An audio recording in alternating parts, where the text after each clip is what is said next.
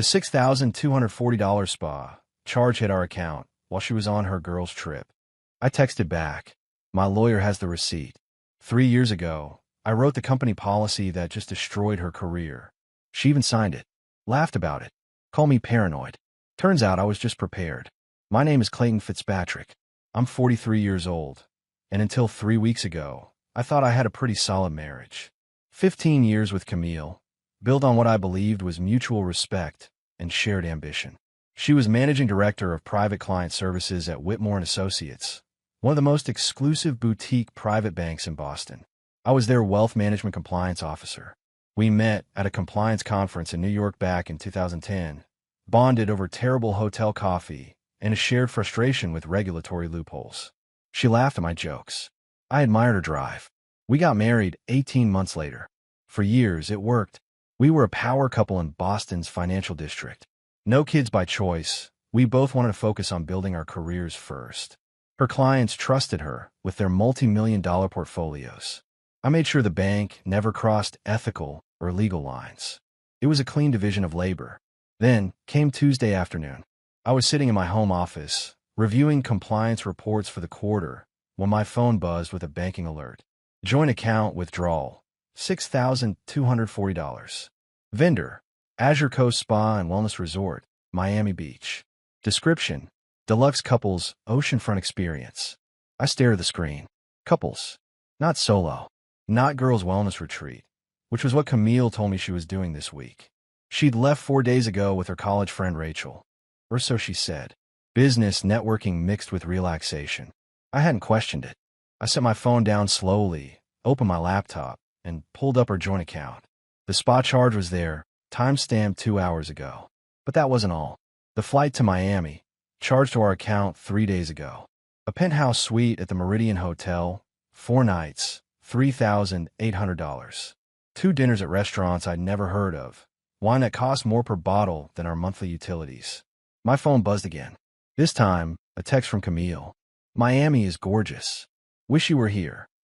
I read it twice. Then I opened the banking app again, took a screenshot of the spa charge, and typed one sentence back. Glad you're enjoying the hotel. The $6,240 couple spa package just hit our account. My lawyer has the receipt. I hit send.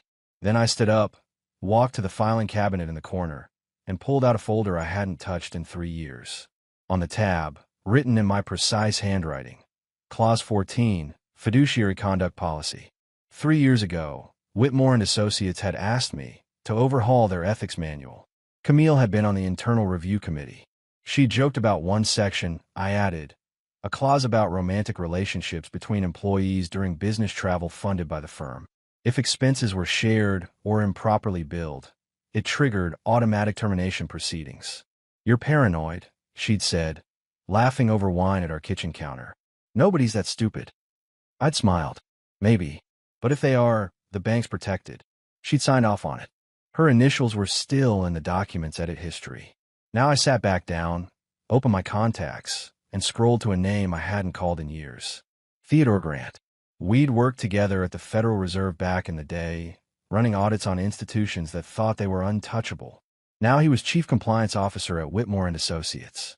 My former colleague, Camille's current boss. He answered on the second ring. Clayton, he said, cautious. It's been a while. It has, I replied. I need to talk to you about a fiduciary breach. Off the record for now. There was a pause. How bad?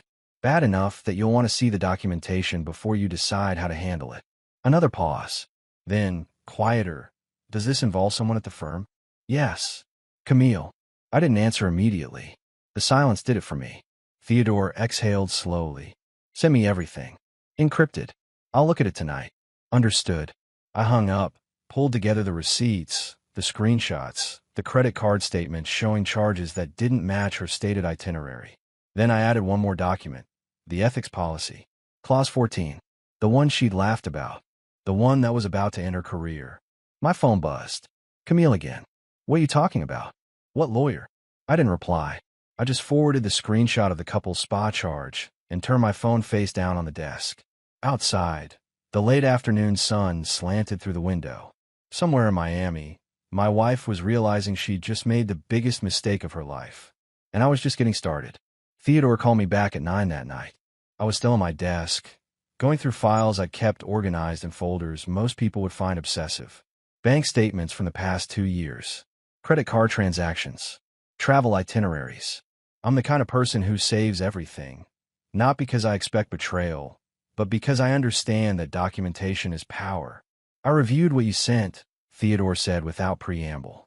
His voice was tight, controlled. This is worse than I thought. How bad? I asked, though I already knew. The spa charge alone would trigger an audit under our fiduciary standards.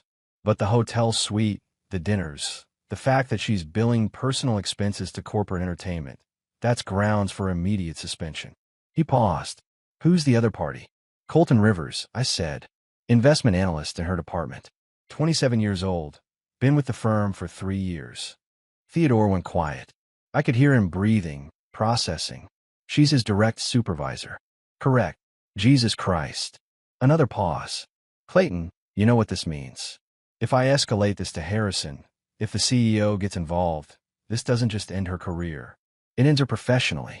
Everywhere. I know, I said. My voice was calm, steady. That's why I'm giving you the documentation now, while it's still internal. You can handle it however you see fit. But Theodore, I need you to know something. What's that?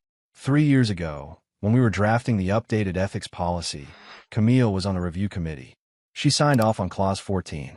She specifically approved the language about romantic relationships during corporate sponsor travel. I pulled up the document on my screen, scrolled to the signature page. Her initials are in the edit history. She even made a comment in the margin. What did she write? I read it aloud. Seems harsh, but necessary for legal protection. Theodore didn't respond immediately. When he did, his voice was different, colder. She wrote her own termination clause. She did. And you want me to enforce it? I want you to do your job, I said. The same job I've been doing for 15 years. Holding people accountable when they violate policy. He exhaled slowly. I'll take this to Harrison tomorrow morning. Confidentially. But Clayton, once this starts, it doesn't stop. The board will have to be involved. Legal will get looped in. If there's any chance she's been misusing client funds or corporate resources beyond this trip. There is, I interrupted. I opened another file on my desktop. 2 years ago, Camille received a $95,000 performance bonus for a strategic growth initiative she pitched to the board. Client acquisition plan targeting high-net-worth individuals in the tech sector. I remember that, Theodore said. It was a significant win for her. It was my idea, I said flatly. I developed that plan in 2021 for a consulting project I was working on independently. Business development strategy for private wealth management. I kept the files on her home server. She copied them, rebranded the presentation, and submitted it as her own work. Silence. Then, can you prove that? Timestamp files with my metadata. Email drafts I sent to a colleague for feedback, dated 8 months before Camille's presentation to the board. I can send you everything. Theodore was quiet for a long moment. Why didn't you say anything when it happened? Because I loved her, I said simply, and I thought maybe she'd done it unintentionally. That maybe she'd seen my files, internalized the ideas, and forgotten where they came from. I gave her the benefit of the doubt. And now I know better. Theodore cleared his throat. I'll need those files too. This is going to get complicated, Clayton. Are you ready for that? I looked at the folder on my desk. Clause 14. The policy I'd written. The one Camille had approved. The one that was about to destroy everything she'd built. I've been ready for 3 years, I said. After we hung up, I sat in the silence of my office. My phone was face down on the desk. Camille hadn't called, hadn't tried to explain. Just 3 frantic texts asking what I meant. What lawyer was I talking about? I didn't answer any of them. Instead, I opened my laptop and started drafting an email to my attorney, a sharp woman named Patricia Voss who specialized in high-asset divorces. I consulted her 6 months ago, not because I was planning to leave, but because I'd started noticing things. Late nights that didn't match Camille's calendar. Texts she angled away from me. A distance that felt deliberate. I'd hoped I was wrong, but hope doesn't hold up in court. Documentation does. Harrison Aldridge didn't waste time. Theodore called me at 7:30 the next morning, his voice clipped and professional. Harrison wants to meet. Today, 10 a.m. at his office. Just him. I asked. Him, me, and legal. Patricia Reed from our general counsel's office will be present. Harrison wants this documented properly from the start. I knew Patricia. Sharp, no nonsense, the kind of attorney who treated compliance violations like personal insults. If she was in the room, this was already serious. I'll be there, I said. Clayton, Theodore said, his voice softening slightly. You understand what's about to happen, right? Once we present this to the board, there's no walking it back. Camille's career is over. I know, and you're okay with that. I looked at the file on my desk. The one with her initials next to Clause 14. The one with the stolen business plan.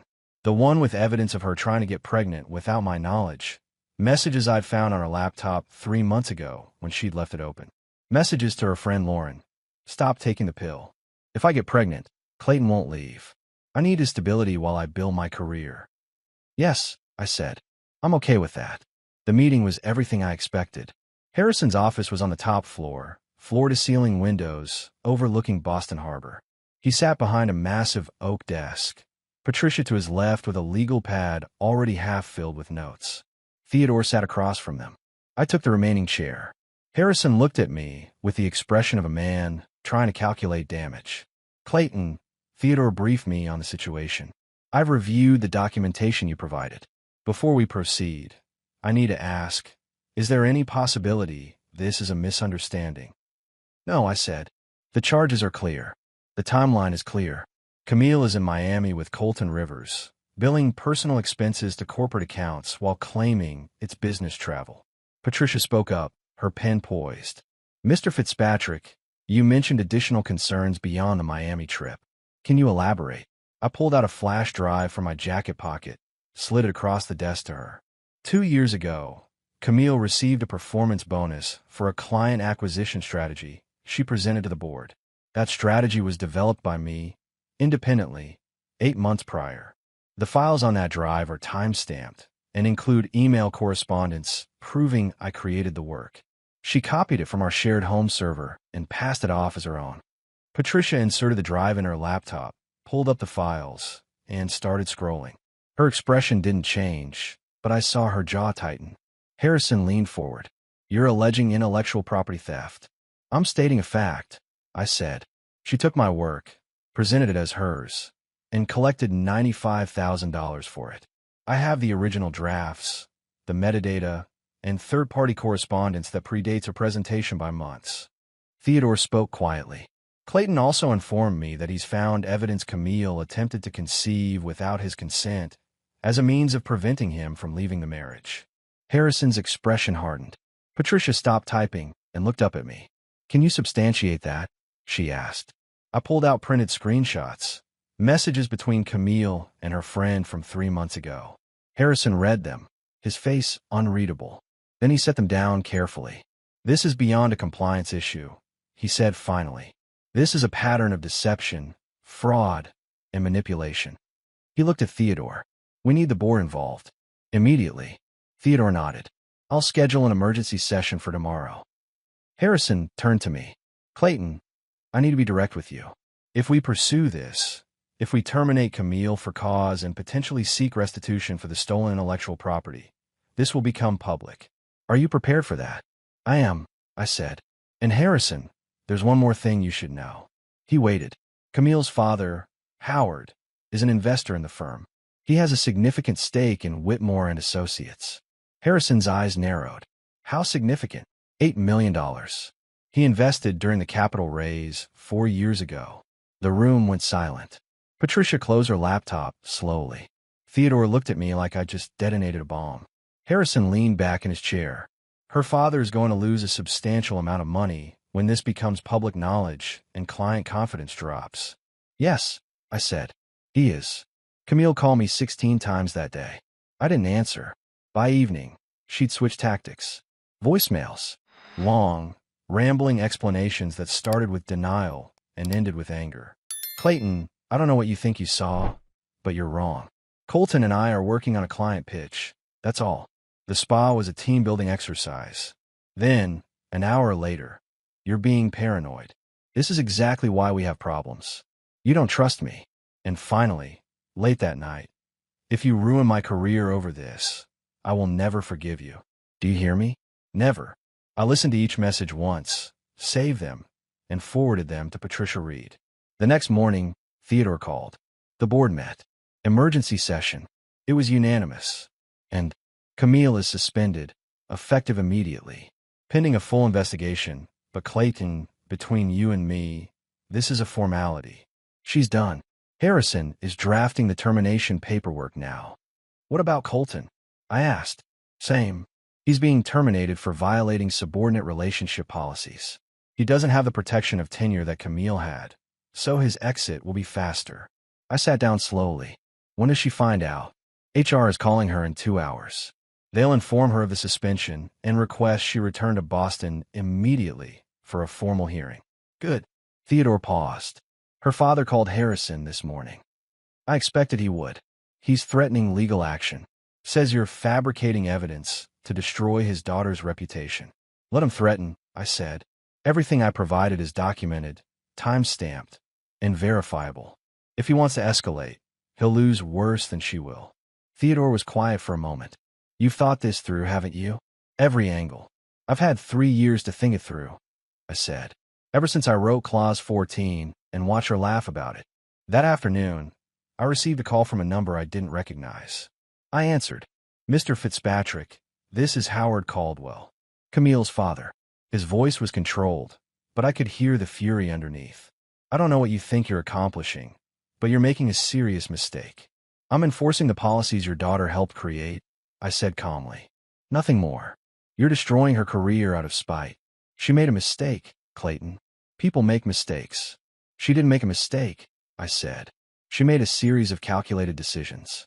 She stole my work, collected a bonus for it, engaged in a relationship with a subordinate, billed personal expenses to corporate accounts, and attempted to manipulate me into staying in a marriage by getting pregnant without my consent. None of that is a mistake. It's a pattern. Howard went silent. Then, quieter, she told me about the pregnancy thing. She said it was a misunderstanding. It wasn't, I said. I have the messages. She wrote them herself. Another pause. What do you want, Clayton? Money? I can make this go away. No, you can't, I said. And I don't want your money. I want accountability. Your daughter broke the rules. She's facing the consequences. That's how this works.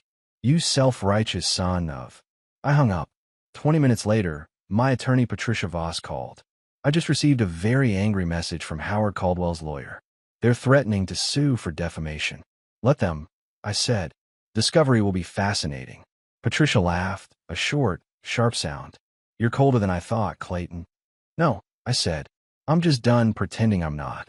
The board moved faster than I expected. Theodore called me 3 days after the emergency session, his voice carrying a weight I hadn't heard before. It's done, he said. Camille was terminated this morning. For cause. The vote was unanimous. I was standing in my kitchen, coffee in hand, looking out at the gray Boston morning.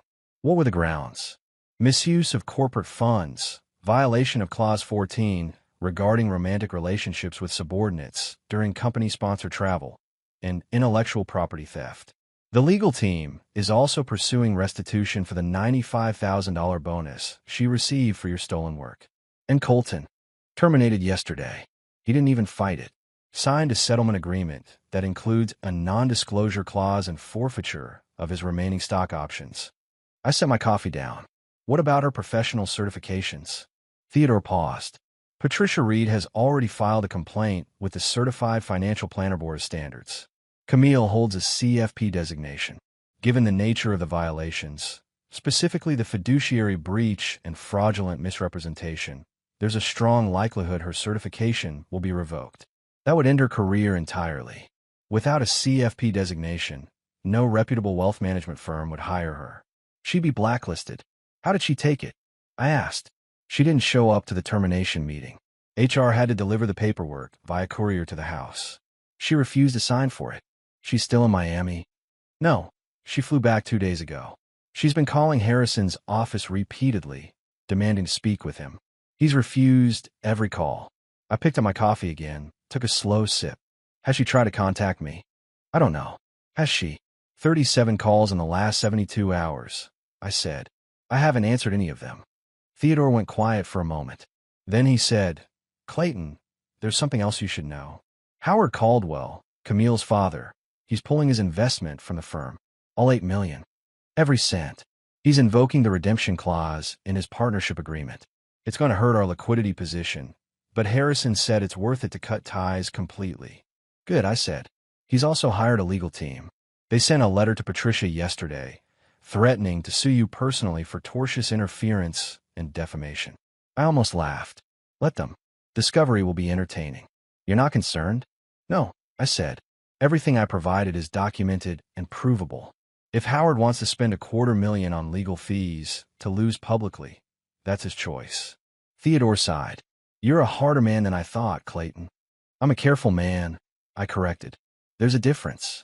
After we hung up, I walked to my filing cabinet and pulled out another folder. One I hadn't shown Theodore yet. Inside were bank statements from a joint account Camille and I had opened years ago.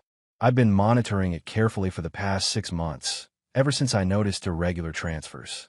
$23,000.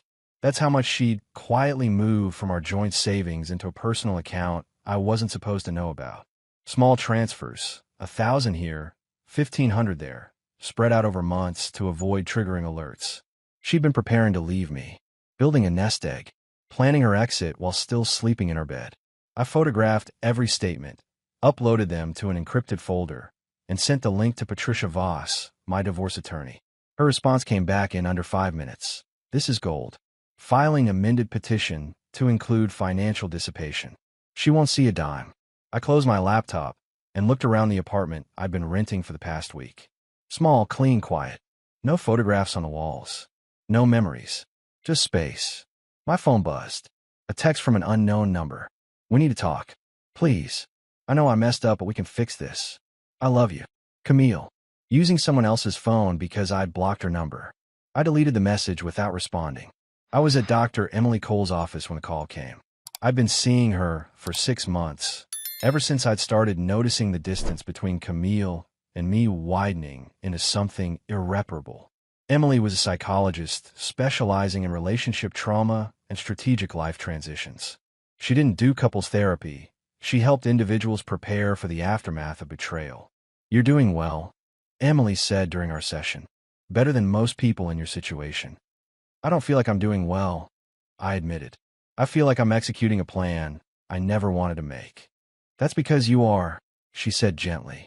But the plan was necessary. You saw what was coming, and you prepared for it. That's not cold, Clayton. That's survival. My phone rang. Unknown number. I almost ignored it, but something made me answer. Mr. Fitzpatrick, this is David Brennan. I'm calling from Sterling and Cross Financial Group. Sterling and Cross, one of the largest private wealth management firms on the East Coast. Competitors to Whitmore and Associates. How can I help you? I asked. I'll be direct, Brennan said. We've been following the situation at Whitmore. Word travels fast in our industry. We're impressed by how you've handled this matter, both ethically and professionally. We'd like to offer you a position as our Chief Compliance Officer. I sat up straighter. I'm listening. $320,000 base salary, performance bonuses tied to audit results, full benefits, and equity participation after year 1. You'd be overseeing compliance for 42 offices across 15 states. It was nearly double what I was making at Whitmore. Why me? I asked. Because you just proved you're incorruptible, Brennan said simply. You reported your own wife for ethical violations, provided evidence that destroyed her career, and you did it by the book. That's the kind of integrity we want leading our compliance division. I glanced at Emily. She was watching me, one eyebrow raised. When would you need an answer? I asked. We'd like to move quickly. Can you meet with our executive team next week? Yes, I said. I can. After the call ended, Emily smiled. That's what accountability looks like, Clayton. You didn't just survive this. You're about to come out ahead. I nodded slowly, but it didn't feel like winning. It felt like standing in the ruins of something I'd once believed in, holding a job offer written in the ashes. That night, I got home to find Camille sitting on the steps outside my apartment building. She looked terrible, hair pulled back in a messy ponytail, no makeup, wearing sweatpants and a jacket that had seen better days. She stood when she saw me. Clayton, please. Just 5 minutes. No, I said, walking past her toward the door. She grabbed my arm. I stopped, looked down at her hand, then back at her face. Let go. I said quietly. I'm sorry, she said, tears streaming down her face. I'm so sorry. I made a mistake. I know I did. But we can fix this. We can go to therapy. We can. There's nothing to fix, I said. You stole from me. You cheated on me. You tried to trap me with a pregnancy I didn't consent to. You built a career on my work and took credit for it. There is no coming back from that. Please, she whispered. I have nothing left. They took my job. My certification is under review. My father won't speak to me. I have nothing. You have exactly what you earned, I said. I pulled my arm free and walked into the building, letting the door close behind me. Through the glass, I watched her collapse onto the steps, sobbing. I didn't look back. The corporate Slack leak came on a Thursday. Theodore called me at 6 in the morning, his voice strained in a way I'd never heard before. Clayton, we have a problem. Internal communications found something during the audit. You need to see this. What is it? I asked, already pulling my laptop open. Messages between Camille and several colleagues. From the past 2 years. She was talking about you. My jaw tightened. Send them. The file came through encrypted. I opened it and started reading. The first message was from 18 months ago, in a group chat with 3 other executives from the firm. Camille, Clayton's working late again on some compliance nonsense. I swear he gets more excited about spreadsheets than he does about me, lol. Rebecca, VP of Operations. At least he's stable. Better than my ex who couldn't hold a job. Camille, stable is just another word for boring. Sometimes I wonder what it would be like to be with someone who actually has ambition. I scrolled down.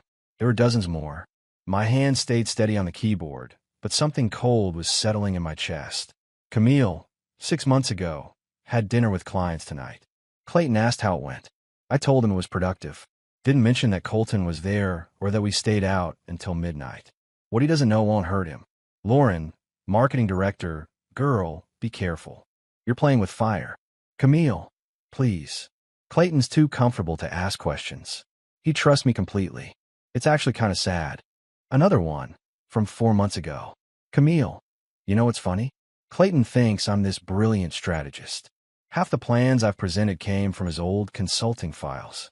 He does all this work and never even realizes I'm using it. He's like my personal research department. Rebecca, that's kind of genius actually. Camille, I know, right? And he's so modest he'd never take credit even if he knew. Perfect setup. I sat back in my chair, staring at the screen. This wasn't just betrayal. This was contempt. Calculated, deliberate contempt. Theodore's voice came through the phone. Clayton, I'm sorry. I know this is. Forward these to Patricia Reed, I said, my voice flat. And to my divorce attorney. Every single one. Already done, Theodore said quietly. Legal wants to add this to the termination file. It demonstrates a pattern of ethical violations and professional misconduct. It also supports your claim that she knowingly stole your intellectual property. Good, I said. There's more, Theodore continued. Howard Caldwell's attorneys withdrew their defamation lawsuit this morning. No explanation. They just filed a notice of voluntary dismissal. Why? Because Patricia Reed sent them these messages, along with a letter explaining that if they proceed with litigation, we'll enter all of this in a public court record during discovery. Howard apparently decided his daughter's reputation couldn't survive that level of exposure. I almost smiled. Almost. Clayton, Theodore said, his voice careful. Are you okay? I'm fine, I said. Just send me anything else you find. After we hung up, I forwarded the entire message thread to Dr. Emily Cole with a single line. Thought you should see this. Her response came back within the hour. This validates everything we discussed. You didn't imagine the distance. She created it deliberately. Come in tomorrow if you need to talk. I didn't need to talk. I needed to finish this. Patricia Voss, my divorce attorney, called me 2 days later with news that shifted the entire battlefield. Clayton, I found something. Something big. I was in my new apartment, unpacking boxes I've been avoiding for a week. What is it? Camille's pension fund. She has approximately $280,000 in her 401k from Whitmore. It's been accruing for 15 years. And Whitmore's legal team just filed a motion to freeze the account pending resolution of their restitution claim. They're arguing that since she defrauded the company by stealing your intellectual property and collecting a bonus based on that fraud, They have a legal right to recover damages from any available assets, including retirement accounts. I set down the box I was holding. Can they do that? It's aggressive, but yes. The law allows creditors to pursue retirement funds in cases of fraud or embezzlement. And Patricia Reed has documented everything meticulously. She's got timestamps, metadata, the original files you created, email correspondence, proving you developed the work independently. It's airtight. How long will the freeze last? Until the lawsuit is resolved. Could be months, could be longer if Camille fights it. But Clayton, here's the thing. If Whitmore wins their restitution claim for the $95,000 bonus, and the court finds that she acted with fraudulent intent, they could potentially claim a significant portion of that pension to satisfy the judgment. I walked to the window, looked out at the Boston skyline. She's going to be financially destroyed. She already is, Patricia said bluntly. She has no job, no prospects, her professional certification is being revoked, and now her retirement savings are frozen. Her legal bills alone are probably close to $50,000 by now. And Clayton, there's something else. What? The prenuptial agreement you signed 15 years ago. Do you remember the infidelity clause? I did. We both insisted on it, back when we were young and optimistic and thought we were being responsible adults. If either party commits adultery and it's proven, they forfeit any claim to alimony and receive $1 in the final settlement. Exactly, Patricia said. I have photos, bank statements, hotel records, witness testimony from Whitmore employees. I can prove adultery 6 ways from Sunday, which means in the divorce, she gets nothing. Not the house, not spousal support, nothing. Just one symbolic dollar. She signed that agreement, I said quietly. She did. Enthusiastically, if I recall from the notary records. She thought it protected her just as much as it protected you. When do we file? I already did. This morning. Divorce petition citing irreconcilable differences in adultery, requesting enforcement of the prenuptial agreement, and seeking full ownership of all marital assets including the house, which as you noted is held in your family trust anyway. I closed my eyes. How long until she served? 72 hours. Maybe less. When I hung up, I stood at the window for a long time, watching the city move below me. Cars, people, lives intersecting and diverging in patterns nobody could predict. My phone buzzed. Another text from an unknown number. Please call me. I need to talk to you. Just 5 minutes. Please, Clayton. I read it twice, then deleted it without responding. She'd had 15 years to talk to me with honesty. She'd chosen contempt instead. Now she had nothing to say that I needed to hear. The civil hearing was scheduled for a Tuesday morning in late November. Whitmore and Associates versus Camille Fitzpatrick, case number CV 2024-8847, seeking restitution for intellectual property theft and fraud. I wasn't required to attend, but Patricia Reed had called me the night before. You should be there, she said. Not as a witness, but in the gallery. She needs to see that you're not hiding. So I went. The courthouse was one of those old Boston buildings with marble floors and columns that made every footstep echo. I arrived early, passed through security, and found my way to courtroom 4B on the 3rd floor. The gallery was mostly empty when I took my seat in the back row. Camille entered through the side door with her attorney, Gerald Hutchins. She'd lost weight, maybe 15 pounds, and her suit hung loose on her frame. Her hair was pulled back in a simple ponytail, no professional styling. The polish that had always defined her was gone. She looked older than her 38 years. She didn't see me at first. Then she turned, scanning the gallery, and our eyes met. Her face went pale. I saw something break behind her eyes. Not anger, not defiance, just exhaustion and defeat. I kept my expression neutral, held her gaze for a moment, then looked away toward the judge's bench. The hearing lasted 90 minutes. Patricia Reed presented the case with precision. She entered my original files into evidence, time-stamped and documented. She showed emails I'd sent to third-party consultants 8 months before Camille's presentation to the board. She presented metadata showing file creation dates, everything proving I'd created the work independently. Then she introduced the Slack messages, the ones where Camille bragged about using my work, the ones where she called me boring and unambitious, the ones where she admitted to stealing my intellectual property, Gerald Hutchins argued it was a misunderstanding, that Camille believed the ideas were developed jointly during marital discussions, that there was no fraudulent intent. The judge, a woman in her mid-60s named Margaret Caldwell, wasn't buying it. "Mr. Hutchins," she said, looking over her reading glasses, "your client's own written communications contradict that assertion." She explicitly stated in multiple messages that she took Mr. Fitzpatrick's work without his knowledge and used it to obtain a promotion and financial compensation. That is not a misunderstanding. That is fraud. Hutchins sat down slowly. Judge Caldwell continued. Furthermore, the defendant violated her employer's code of conduct by engaging in a romantic relationship with a subordinate during corporate-sponsored travel and billing personal expenses to company accounts. The evidence is overwhelming. She looked directly at Camille. "Ms. Fitzpatrick, do you have anything you'd like to say before I render my decision?" Camille stood slowly, her hand shaking. Hutchins touched her arm, shook his head, warning her not to speak. But she pulled away.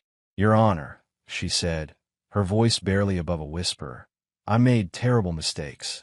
I violated policies I helped create. I stole work from my husband and claimed it as my own. I betrayed his trust and my employer's trust." She paused, tears running down her face. "I have no excuse. I was ambitious and reckless, and I thought I could get away with it because I'd never faced consequences before. I was wrong." The courtroom went silent. Judge Caldwell nodded slowly. "Ms. Fitzpatrick, I appreciate your honesty, belated as it is. However, honesty after being caught does not mitigate the severity of your actions. This court finds in favor of the plaintiff, Whitmore and Associates. You are ordered to pay restitution in the amount of $95,000, plus legal fees and court costs totaling an additional $42,000.